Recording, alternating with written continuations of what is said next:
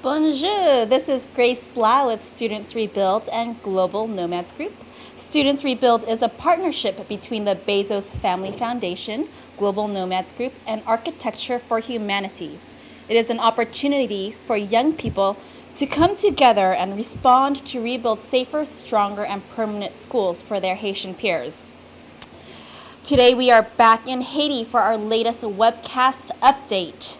It has been just over a year since the January 12th earthquake, which has destroyed much of the country and damaged up to 5,000 schools.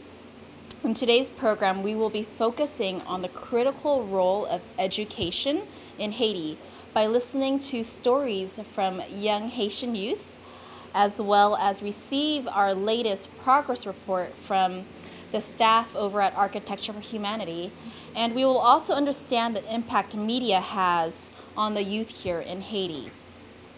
During this broadcast, you can send in live questions and comments through the chat function. I do ask that you state your name and the location in which you are asking your question from after you type in your question.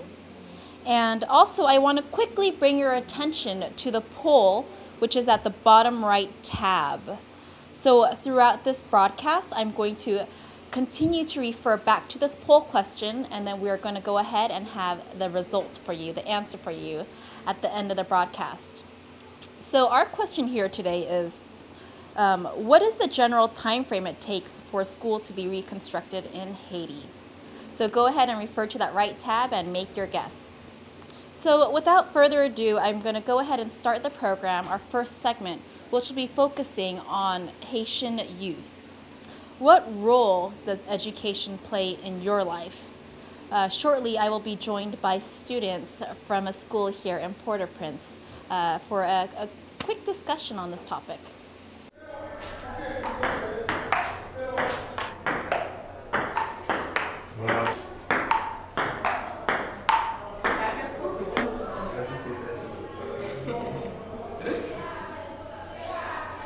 Hello, so we are joined by Daniel Balthazar, Tashiz Denise, as well as Kelly Polemon from the students at Cours Privé Edmé here in the neighborhood of Pétionville in Port-au-Prince, Haiti. Can I have each of you just introduce yourself to our audience? Yes. My name is Daniel Balthazar. I'm 14, and I really like to play basketball. Hello, my name is Tashiz Denise, and I'm really excited to be here to do this with you. Hi, my name is Kelly Polemon. I'm 15, and my favorite hobbies are reading and listening to music. Well, I am so excited for you guys to be here today and have this really important discussion on the role education plays in your life as young Haitian teens. Maybe you can start off by telling us what your favorite subjects in school are. So, Tashiz, what's your favorite subject? My favorite subject is literature because I think it's a really nice subject. Yeah. What about you, Daniel? Well, I don't really have a favorite subject, but it kind of stays around science, where math and all the logics comes in. So you're telling me you have a lot of logic? Yeah. We might have to test it later. And Kelly, what's your least favorite subject? My least favorite subject has to be PE, physical education. I hate that. All right. I'm sure many people share the same sentiment as well. Not me, of course. Okay, so maybe someone here can tell me a little bit about Cours Privé Edmé and what education means to you, particularly at this school. Kelly? Here at Cours Privé Edmé, we have over 300 students. We have over 300 students, and classes go all the way up to final years in high school. Basically, a lot of the kids here are involved in a lot of activities. We have those who are involved in literature activities, those who are involved in physical sports, and those who are here who sometimes come here for video conferences with G&G. So basically, the kids here are involved in a lot of things at the same time. So maybe we can talk about, as young people, your future aspirations and how has the school helped prepare you for your future aspirations. I'm going to give this question to Tashiz, who's a junior at the school, and I know she's got a lot on her mind when she's thinking about her future over the next couple of years. Well, this school has really helped me because this school this school is has really taught me the importance of education, and I think that's a really great thing because I knew education was really something important, but I didn't knew it was that important before I came to that school. So I think that's what this school taught me about education. Can you be a little bit more specific about what it taught you about education that made you realize its importance? Can you give us specific examples? Well, I was already at this school when the earthquake occurred, but I don't know what it really taught me was that I I always knew that education was really important, but at this school I realized that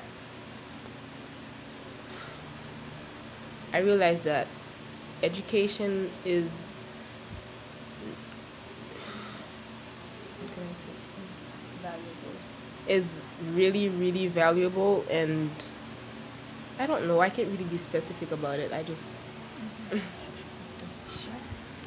Thank you, Teshies. And maybe, Daniel, you can tell us about maybe some of the specific skills that you feel that you've gained from your education here and how that will prepare you for your future aspirations.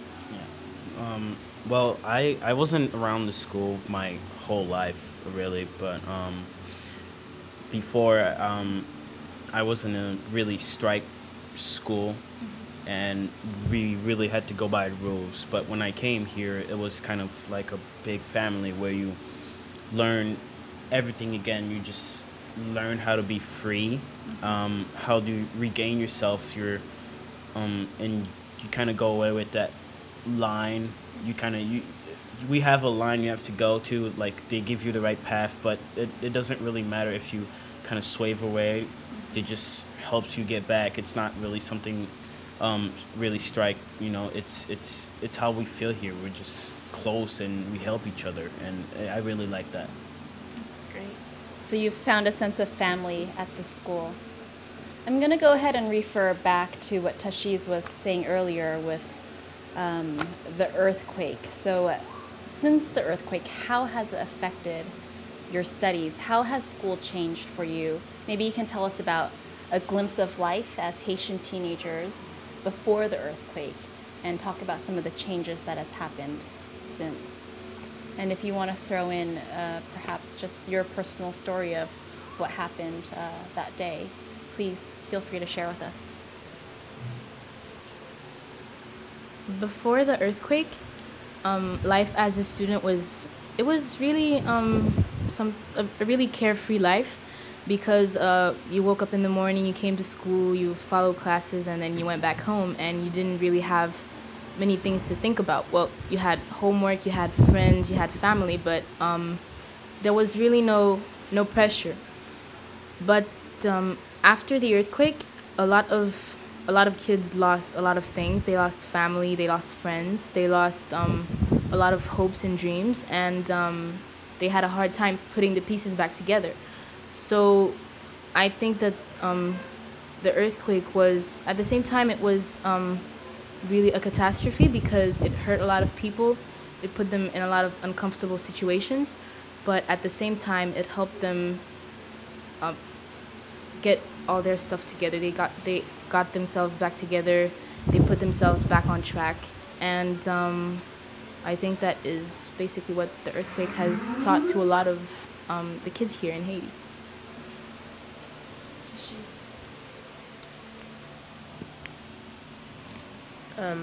I think what Kelly said was right. I just want to say that, well, the earthquake is really considered as something really bad for Haiti. It is actually, but in some other point of view, I think it was something good because it made us realize how much education was important. It made us realize how much your family, the people you love were important. So I think it's not all a bad thing for Haiti. And so, Daniel, I'm going to ask you a slightly different question. So, how have you seen education change in your own personal life prior to the earthquake and then after the earthquake? Well, after the earthquake, a week after, I kind of moved to the U.S. to just go on with my eighth grade studies. So I didn't really know what happened here. I just got a little news from my mother calling me and sending me messages in the internet.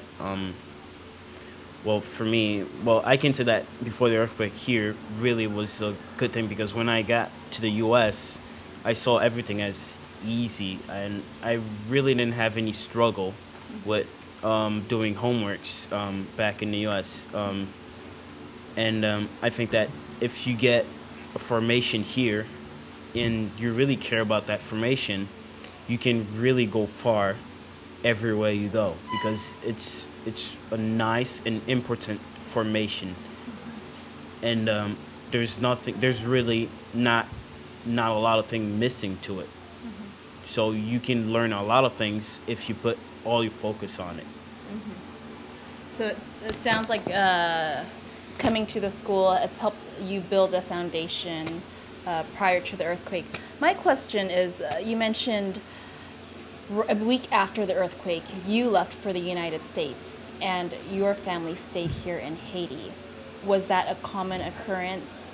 And can you tell us about maybe some of the feelings of being torn away from your family in that manner during that time? Well, a couple friends of mine left to go to the U.S., but most of them left with their mothers or father or just some kind of family. I left with my brother. He was the only family I had with me. Well, how I really felt, it was kind of like me. I was being ripped apart. I was missing something. And every time I really wanted to do something I could do here, but not in the U.S., it really was hard for me because I had to just think about something else, and it wasn't as easy as people think. So even though you were in the States, there was just a lot of internal struggles, just being away from family, and that was the hardest part. Yes. All right. Well, thank you for sharing that, Daniel. Kelly, maybe you can talk about where you see maybe how the earthquake is helping to shape the future of education here in Haiti. Do you think, as Tashi says, it's an opportunity to rebuild the education system here? Maybe you can just tell us a little bit more about your personal thoughts and opinions on that.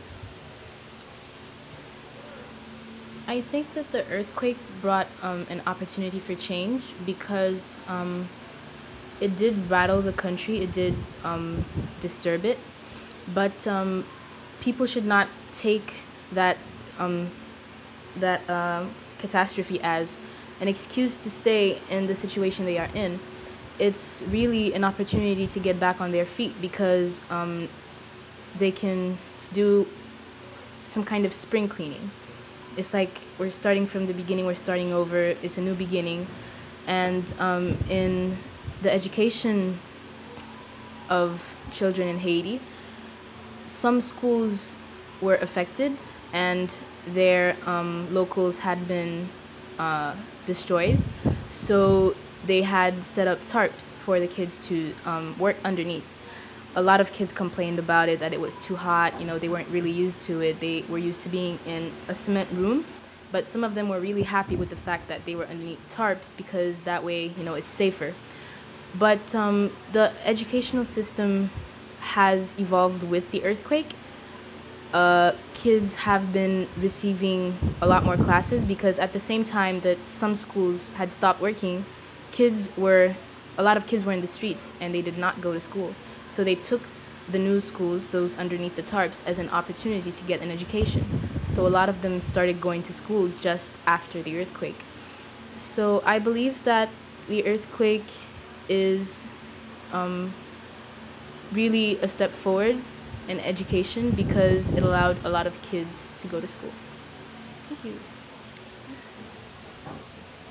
And just so you guys know, as we're working with the Students Rebuild project, and a lot of the schools that we're working with currently that are part of this reconstruction project, they are in temporary classrooms still underneath tarps. So I must say students here at Corps Privé MA are very, very fortunate to be at this lovely campus that's hosting this webcast. So my next question is, let's get a little loose and let's get a little comfortable. Tell me about what life like as a Haitian teenager. What was it like, you know, earthquake or not? What do you guys like to do for fun? Tashiz. After the earthquake, what we do for fun hasn't really changed. Well, for now, I don't know. We hang out with friends. I don't know. Well, my one of my favorite hobbies is reading. So I don't know. I read. I hang out with friends. I watch movies. I go on the internet. I don't know. Pretty much. That's pretty much it. Thank you. What about you, Daniel? Well, like I said before, I really like to play basketball. So whenever I get the time, I just, kind of organize a little game with friends here at the school or outside of things. Well, sometimes I play soccer too, but I'm not really good at it. I'm just not good. I just play it for that because it's good for, for your body and your health. I don't do PE like Kelly. I don't know. Well, yeah. In free time, well, I don't really leave the house much. Well, rarely, for that matter. But basically, I like reading a lot of books. I don't hang around the library much because it is hard to get in here with the tight schedule. But I do read a lot of books, listen to a lot of music very often, and hang out with friends. But that is pretty much it for a typical Haitian teenager. So it sounds like very much similar to students in the U.S. and abroad. You hang out with your friends, watch movies, play sports, maybe with not as much freedom and mobility to move around, but you still try to hang out with each other when you can. Awesome. So I'm going to actually take some time now and take some questions from those who are chatting with us from the internet. So the first question is about the immediate aftermath of the earthquake. How many of you here have known people who passed away from the earthquake? Is there a sense of well, the question is, do you feel guilty for being alive with many of your friends who weren't able to make it, and how do you find the hope to go about your day-to-day?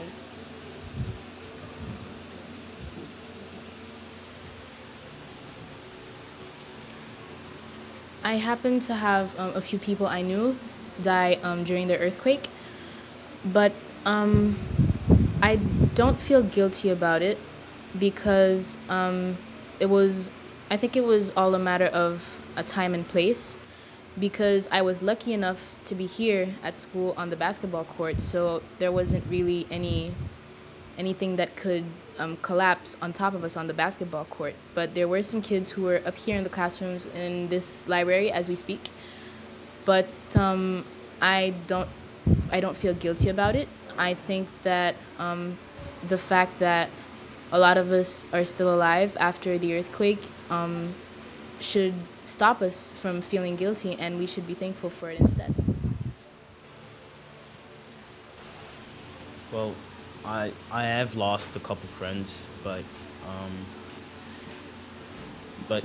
feeling guilty, wouldn't it be just maybe it would be something that a lot of people would do, but would it be a solution? But I don't think it would be a solution. You just gotta step forward and, follow the dreams of your lost friends. Do what they would like you to do. Just go on, and that's what I think you should do. It's not just stay back in the emo corner and just grieved and all the time. What are you gonna do when you're done with that? Just go forward. Well, in the earthquake, I just lost two people I know, and and I'm really thankful for this. I think I'm not guilty at all for this. I think that I just should keep living and I move on because I think this is what life is about, moving on. Thank you. And I just need to say, I love your sense of resiliency and courage and your ability to look beyond being paralyzed by what could be deemed as a traumatic experience, but for you to have such a positive outlook and to see just the multitude of opportunity as a result to keep helping you move forward. I can say personally, on behalf of no one but me, I'm very just humbled to be in this discussion with you right now. So thank you for being so honest. Okay, another question, and I'm just going to have Tashiz answer this one. Are you frustrated with the time it is taking to rebuild Haiti? Not really, because I think any country who had an earthquake that has destroyed so much thing would take more than a year. It's just been a year and 1 month, I think. So any country would be facing difficulties rebuilding. So it doesn't frustrate me at all. And is there a differing opinion? No. No? Okay. So I'm going to go ahead and get my next question. Angela from San Francisco. How is school different in the U.S. than in Haiti? So this question's for Daniel. Maybe you can tell us where you were in the U.S. when you went to school. Well, I was in Michigan. First, I was in just this small town called Mount Pleasant, and then I moved to the capital, Lansing. Okay. More like down south of it, Holt, but we could say Lansing. Well, when I first went there, the first thing I saw was the schedule. As we all know, in the U.S., we have the same schedule every day. So we have math. If we have math first hour and science second hour, then the next day we have the same thing, so on. Here we don't have that. So that's that's one difference, and the credit system also is another difference. You get credits through your high school year, and if you have enough credit, you graduate. Here, it's not the same. If you can't pass one grade, then you gotta stay and do it again. As you have to graduate, like you have to. It's something you have to do. If you can't do it, just you have to stay and do it again. That's a little difference. Thank you, Daniel. So in concluding this segment, Stories from Youth from the students here at Cours Privé Edmé, my final question to you is there one message you would like to give to the rest of the world about young people in Haiti?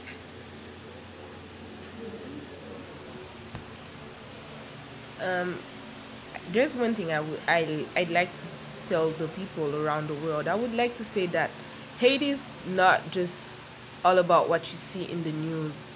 I mean, Haiti is what you see in the news is just one part of Haiti. It's just the bad part of Haiti. Haiti has many good parts in it, like our culture, Hobbies, our beaches, and beaches. I think there's many other things in Haiti that you just don't see in the news.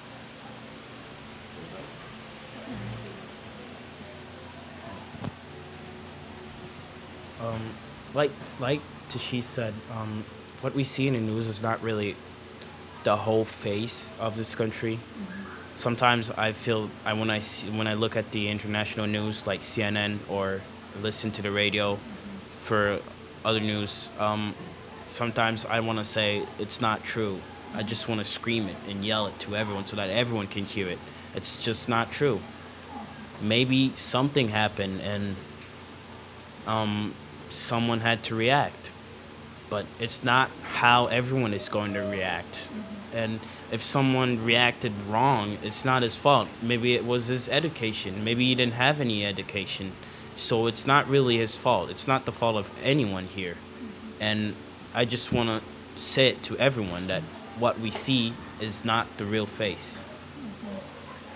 So what I'm hearing is Haiti absolutely has, it's a very diverse place beyond what we might see from our international news headlines back in the States. And I can certainly attest, as Stacey says, there are some absolutely astounding beaches here in Haiti. After all, it is a Caribbean island. So I just want to thank you, Kelly, Tashiz, and Daniel, for taking time out of your schedule today at school to be with us and for helping us understand from your perspective why education is important and why it is important for the future of Haiti as the next young leaders here. So thank you for your time. I'm going to go ahead and introduce our next segment. But before I do that, I just want to let you know you can hear about more stories from Haitian youth on the studentsrebuild.org website. And I want to refer back to the poll question. What is the general time frame for a school to be reconstructed in Haiti? Refer to the tab on the bottom right corner of your screen and go ahead and answer that. In the next segment, we are going to get a live progress report from our friends at Architecture for Humanity. So how do we measure progress? AFH has been on the ground since March, working non-stop on various reconstruction projects here. It seems like a pretty straightforward process, but I think you'll soon find out that given the amount of damage produced by the earthquake, it's much more complicated than we would like for it to be. Stacey McMahan. I work with Architecture for Humanity. I'm an architect from the United States, from South Dakota to be exact. I'm spending a year here with Architecture for Humanity, focusing on rebuilding schools after the earthquake. We are about halfway probably through the whole process of our Students Rebuild schools. We're mostly done with design and drawings. Right now I'm in the process of working on the Pele school. I have the drawings all laid out, and since we last saw the Pele school, they've started demolition. They've started taking down the old, very large building that fortunately did not collapse but had a lot of damage to it. And so it couldn't be used anymore. And so they're going to get a shiny new classroom block. So we are now joined by the lovely and awesome Miss Stacey McMahan and Mr. Schendy Kernizan. So if you want to give us just a brief reintroduction of yourselves. I work with Architecture for Humanity. Take it away. Sure. Name is Schendy Kernizan with Architecture for Humanity. I'm a design fellow here, and I've been here since April 2010. Stacey McMahan. I'm also a design fellow. I've been here since August 2010. I'll be here until August 2011. And I'm from South Dakota. So the big looming question today is, how do we measure progress?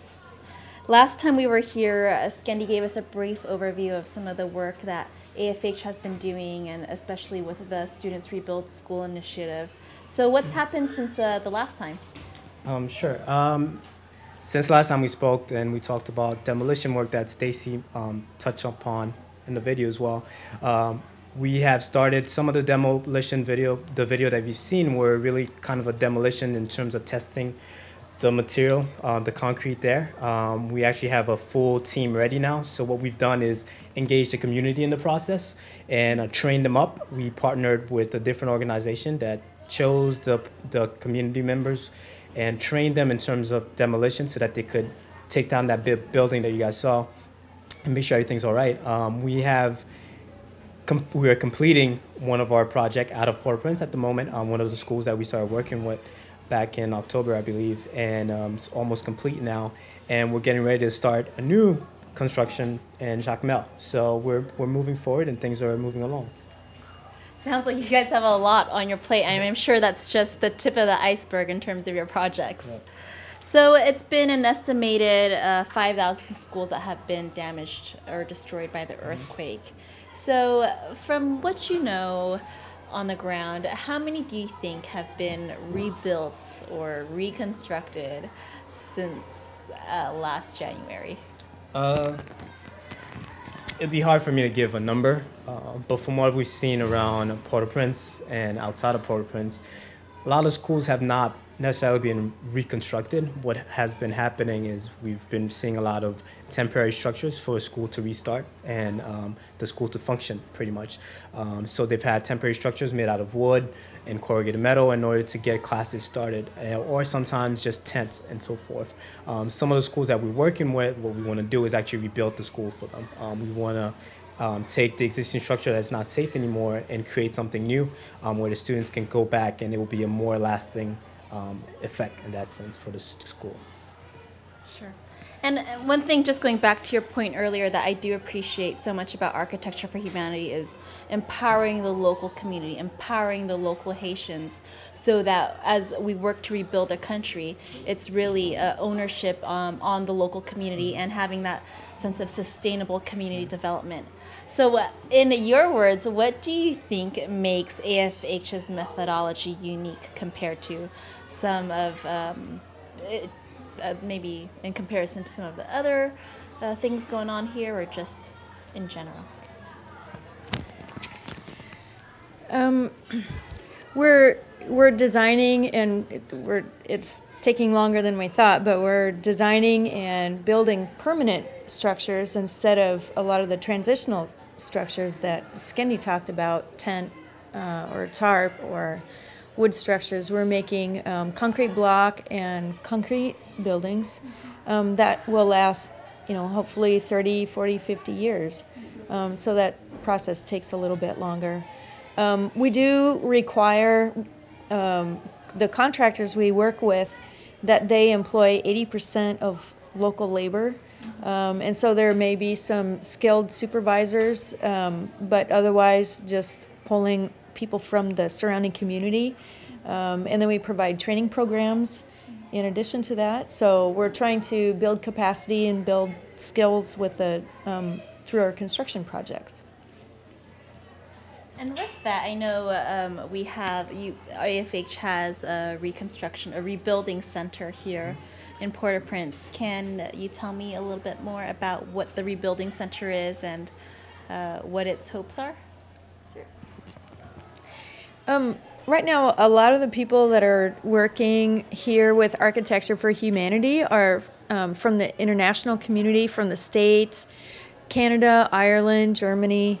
But we're starting to hire Haitians to work alongside of us, and hopefully over time we'll have more and more Haitians working at the Rebuilding Center and less of the international community.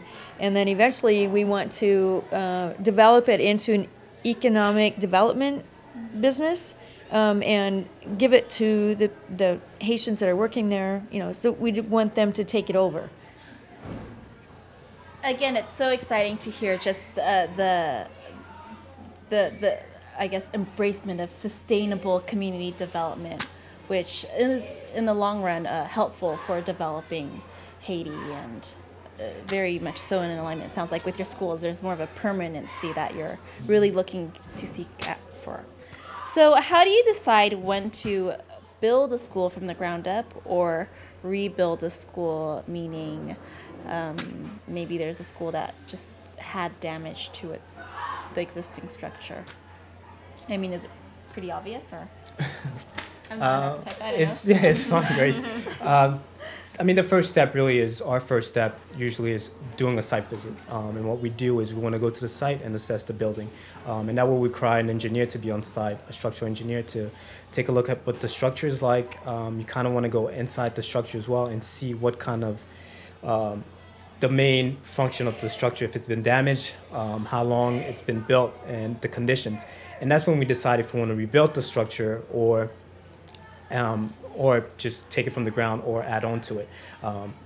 That will require sometimes tests, analysis to be done in order for us to move on forward for it. So some structures are easier to notice. Others will take a little more fine print to it in order to get it done. So that's the way the process works for us. Awesome. So the big question is, what have been some of the biggest challenges to date? Get a little chuckle here. The biggest challenges for us, I think the main one, some things it's hard for us to control. There are some things that you just can't control. For the past few months, the biggest challenge for us has been kind of working with what's happening in Haiti, the political aspects of it, and some kind of insecurity that kind of made our process and plans longer than we expected. I'm going to pause. Can you elaborate on that a little bit more? Sure. For example, what happened is that the elections took place, the results came out. The population did not agree with what was going on in the country, and they decided to show that they were against it and they wanted a re-election to take place.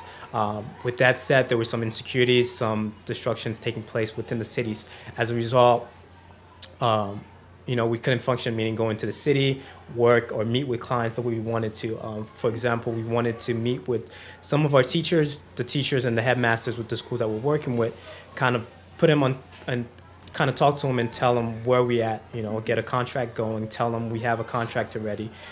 This is the amount of money that we have available for the school at the moment, kind of build a relationship that way.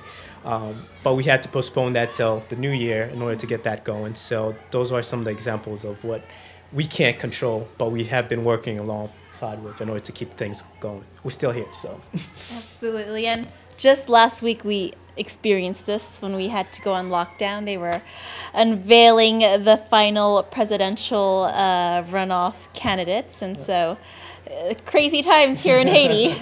So we've talked about some of the challenges, but let's talk about some of the hopeful notes. So what have been some of the big wins so far? We have one project that has finished construction. It was 2 new classrooms and a rehabilitation of a 4-classroom building.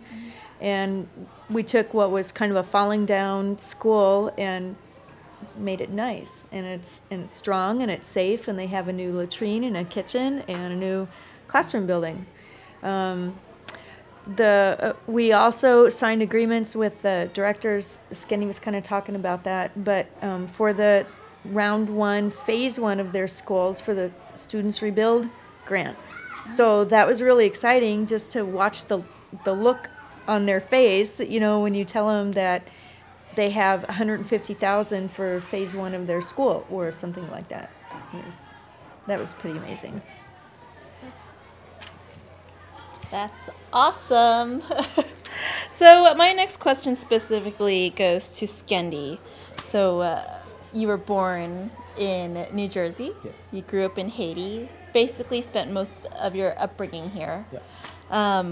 So having come back in response to the earthquake, I can only imagine just the significance this project holds for you. So why do you think it is important for young people, young Haitians? Well, I guess it's a 2-part question.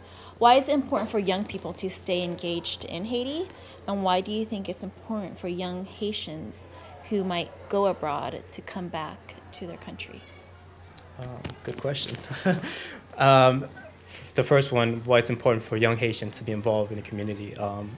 It's a new generation. I mean, every generation you need to be involved. That's the only way that Haiti's going to be able to make progress. If everyone just abandons and gives up, then there's no way for the community, for Haiti itself, to grow and move on. So that's question number one. Question number two, it's important for, in my opinion, for the community, the students, the young generation that grew up here and left for the States to come back, because they've acquired new skills in the United States or wherever they've gone abroad to. It's important for us to come back and apply those new skills and teach the generation within Haiti and teach them how we can move forward, show them new possibilities, new skills in order to help the community move on and grow that way. So, awesome. Well, it's been really great working with you thus far, Schendy. I know, rely on you quite a bit because you've got the language skills going on here. So I'm taking some questions and comments from our webcast audience right now. Julie with Child Sponsorship Program wants to give a shout out to Schendy and Stacey for all their hard work on Baptiste Bon Berger. Looks like we don't have any additional questions. But maybe you can just close off this segment with maybe, again, what you hope the Students Rebuild project will bring for not just the young people here in Haiti, but the young people back in the States and around the world, raising funds for this project. First of all, I just want to say hi to Julie for watching and tuning in. Child Sponsorship Program has been a really good help in helping the school that I'm personally designing, Bon Berger and Pele. It's been a great process and relationship so far. In terms of what we want to see happen in the future, we want to make sure that our effort and our process here, in terms of engaging the community, the teachers, the headmasters, and creating new relationships, could serve as an example for people within Haiti or other communities or other organizations coming from the States or in the United States to come in and help out, because we want to be an example. We want to be a model as well. We want to make sure that what we're doing is helpful. We don't want to just come in and impose always. That's why we involve the community. We want it. I've said it before and I'll say it again. It's a teaching process. It's about building relationships and making decisions based on those relationships. So that's what I want to say. I'm just anxious to get our schools done so we can get students back in the classrooms. All right. And I think through our video conferencing dialogues, many of the students, both in Haiti and in the U.S., feel that same sort of urgency to kind of get everyone back up and running in a comfortable learning environment. So thank you so much, Stacey and Schendy, for all of the hard work and the long, long, long hours you've put in so far with the Students Rebuild Initiative and Architecture for Humanity. I'm going to, again, refer you back to the poll question. What's the general time frame it takes to rebuild a school in Haiti? Is it, the options are 6 to 9 months, 1 to 2 years, 2 to 3 years, or 3 to 5 years. So we'll answer that question at the very end of the chat. And again, if you want to learn more about the most up-to-date happenings with AFH on the ground, reconstruction and all, go to the field notes section of the studentsrebuild.org website. So I'm really stoked for this last portion of the webcast. We have these 3 amazing youth who have named themselves Tele Ghetto Haiti to share their experiences with us as young roving reporters here in Haiti.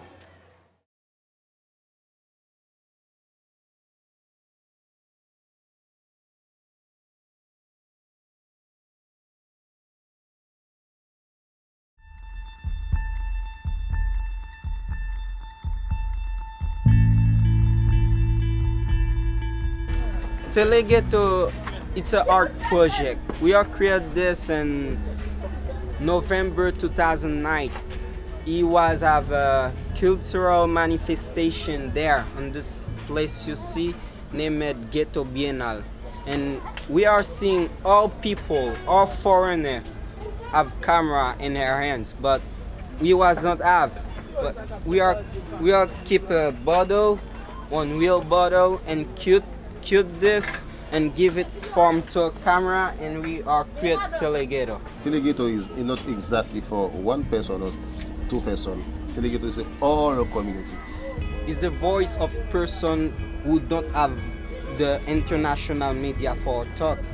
It's the voice of the people who stay away from the society. Bonjour. We have Romels, Alex, and Stevens from Tele Ghetto joining us for this webcast today. I'm going to go ahead and let them introduce themselves. So, Alex? My name is Romel. I'm the cameraman of the Tele Ghetto. My name is Alex. I'm a reporter for Tele Ghetto. My name is Stevens. I'm a cameraman in Tele Ghetto. So we have cameraman 1, cameraman 2, and our resident reporter. All right. So thank you for being here with us today and joining us again for this webcast. So maybe you can tell us where you currently attend school. But we are at school at Cotemo Collège Technologie Moderne d'Haïti. We all. So all three of you are attending the same high school in the downtown area of Port-au-Prince. Yeah. Wonderful. So maybe, Alex, you can tell us what your favorite subject in school is. My favorite is social science and physics. I just like physics. I like social science because I'm a guerrilla for my society. Great. Thank you. And what about you, Stevens? What's your least favorite subject in school? My least favorite in school is mathematics. Mathematics. Yes. No fun? Because when I'm in the class, I'm understand later automatic. When I'm come back in my house, forget. I forget. Well, I am sure many students feel the same way about math. You memorize it when you're at school, and when you go home, you forget it. Okay, so today what I want to talk about is the impact media has on education. You three are heavily involved in grassroots guerrilla media here in Haiti with the Tele Ghetto project. Can you give us a quick overview to remind us of what Tele Ghetto is? Tele Ghetto is a videographic program we are created in the Ghetto Biennale years 2009. It's looked like an artistic project, but he helped the citizen. It's a citizenship programs. Great.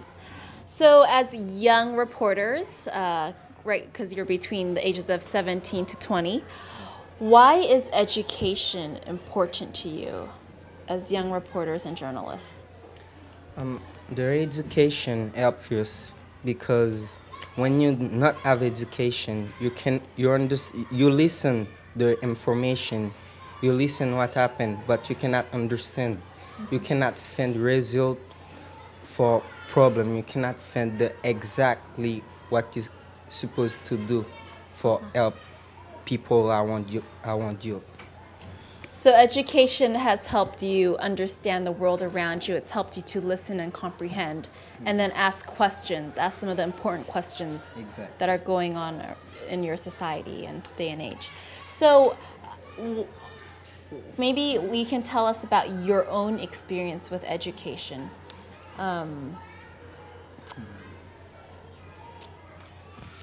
Our own experience about education, it's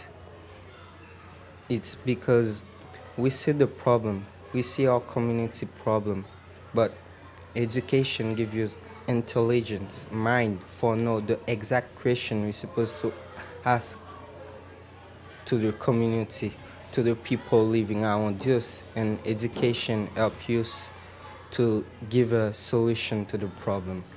Yeah, it's our own experience, right? Great. All right. So my next question is, how do young people in Haiti typically receive their information? Is it through popular media? And if so, what does that look like here? Is it the international media, local media? the young people in Haiti listen some information and culture. And month by month, when someone hear the news, they share it. So it's really just mouth to mouth. People are receiving their information, not necessarily through print or through print media, but it's just a word of mouth, and it goes around the community.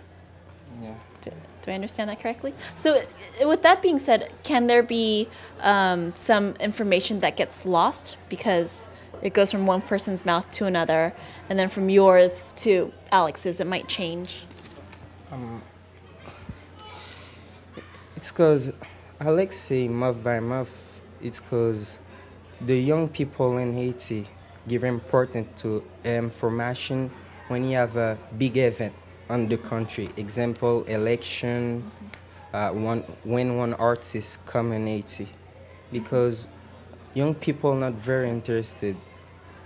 Because all information in the media is violence, rapes. Young people need a positive information to give us power to continue to do positive thing in the world. So you see your role as being the ambassadors for the positive information, kind of the real Haiti. So there's absolutely violence and negative situations that occur in this country, but there are also many positive stories, and you want to also highlight some of the positive situations in this country as well. Yeah. Great. So how has education, and how does education affect the way one processes the information they receive? Yeah. Education affect the information you receive, because when you get education, you get listening and understand. Education is very important for all to know, to understand what you hear, because when you don't have education, you cry in hell, and it's not good for you. Yeah. So there's a sense of despair when you don't have this knowledge from education because you don't know how to process and move forward. Yeah. Correct? So do you have a question, Stevens? Okay. So my next question for you, there are many reasons why I love Tele Ghetto, but one of the reasons that really sticks out to me is your passion for your community, your passion for those who maybe society generally ignores. And right now I'm specifically talking about street children. You work with a lot of street children here. The slang term for that is coco rat? Yeah. Coco rat? Yeah. So how do you think what Tele Ghetto is doing is giving them, the street children, a form of education? Alex, on the mic. Ok.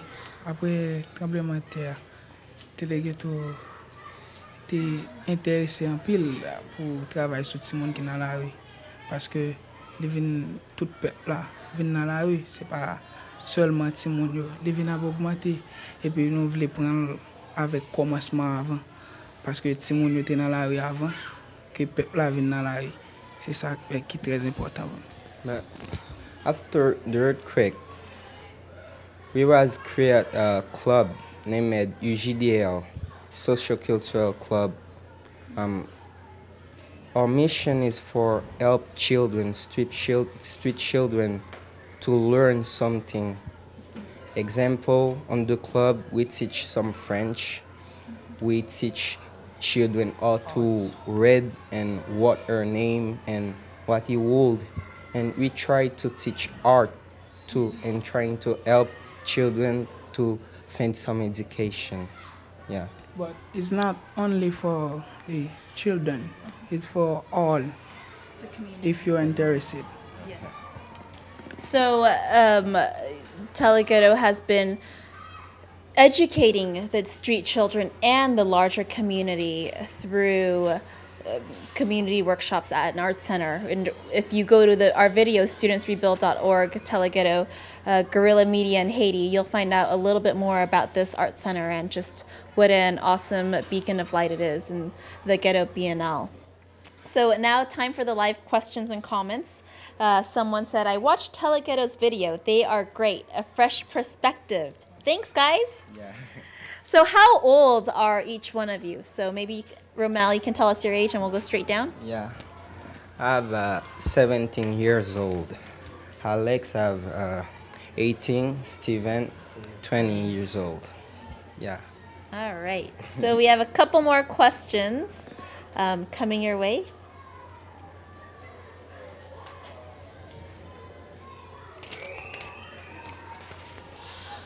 Okay. Michael Afola, yeah, sorry, I totally butchered your name.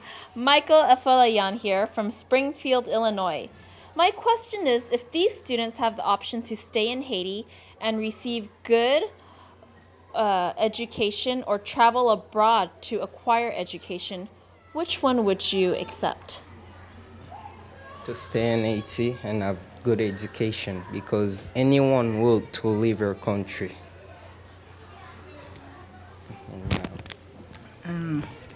I like education in Haiti because you're not studying only and like mathematics, social science, you study all.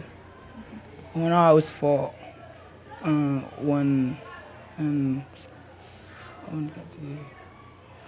like English, French, mathematics, physics, all in Haiti. So in Haiti, you feel like you have a more diverse curriculum with what you study at school. There's a lot of academics, and you really enjoy school. I am going to quickly refer you back to the poll question. Now is the last chance for you to answer the question, what is the general time frame to rebuild a whole school in Haiti? Is it 6 to 9 months, 2 to 3 years, or 3 to 5 years? It looks like we have 1 or 2 more live chat questions and comments before I end. So I'm going to go ahead and wait for those to come on board. But while we do, maybe Tele Ghetto, you can tell us your message, your positive message of that you want people to leave off this conversation with. Our positive message for all people seeing the broadcast is try to get education, because it's the way of the life. Education is all. It's our message. Thank you. Okay, so my final question is, Alana from St. Patrick's Academy in Newark would like to know where the name Tele Ghetto came from. Okay. It's a very nice question. All people need to know where come the name. We live on the ghetto, and when you see ghetto, all person think is a bad thing. And when you see tele, you see the mirror, a mirror when you can watch something. And our mission is try to get the good in the ghetto, to show the good and to show all positive thing in the ghetto. And we consider the whole same big ghetto. Igual Tele Ghetto is a mirror of ghetto we live. That's awesome. So Tele stands for mirror, and ghetto is a reflection of the ghetto in which you live in. And you are looking to provide positive stories that come from your community in specific, but also taking a step back, the whole world can be seen as a ghetto. So you're hoping to reflect positive stories worldwide. Yeah. Okay. From the responses of those students, there is hope for the country of Haiti. So your friends around the world are thinking about you. Thank you so much for joining us today in our live video webcast. We've learned so much, and we so appreciate just all the hard work you're doing here in Haiti. Keep it up, guys, and we look forward to your videos on our website. So again, they'll be producing website short videos from their perspective, Tele Ghetto news pieces. Check it out on studentsrebuilt.org. We'll be uploading their videos every 2 weeks. So now is the time to conclude the program, unfortunately, and taking a look at the live poll question. What's the general time frame it takes for schools to be reconstructed here in Haiti? 6 to 9 months, 44% of you answered that. 2 to 3 years, 44% of you also answered that. And 3 to 5 years, 11% has answered 3 to 5 years. The correct answer is 2 to 3 years. So with this being said, school reconstruction is a lengthy process. I encourage you to go back to studentsrebuild.org, look at some of the projects in action, and on it, Architecture for Humanity has listed some of the timelines for entire project overviews, so you can see in detail why it takes so long to rebuild schools here in Haiti. But it is a process that we are dedicated here at Students Rebuild. We are asking young people from around the world to come together to fundraise to help rebuild schools here in Haiti. Today, we have heard incredible stories from youth and received a live progress report from Architecture for Humanity. And as you have witnessed, there is still much more to be done. Continue to get involved with Students Rebuild, a joint initiative between Architecture for Humanity, the Bezos Family Foundation, and Global Nomads Group. We are asking students from around the world to create teams and fundraise in their local community. The money will go directly towards Architecture for Humanity's school rebuilding efforts. Every school donation will be matched up to $2,500, dollar to dollar, up to $500,000 by the Bezos Family Foundation. So for every $1 you raise, it is an opportunity to become a part of $1 million project to help rebuild safer, stronger, and permanent schools in Haiti. I can't think of a more exciting way for you to become involved. Learn more at studentsrebuild.org.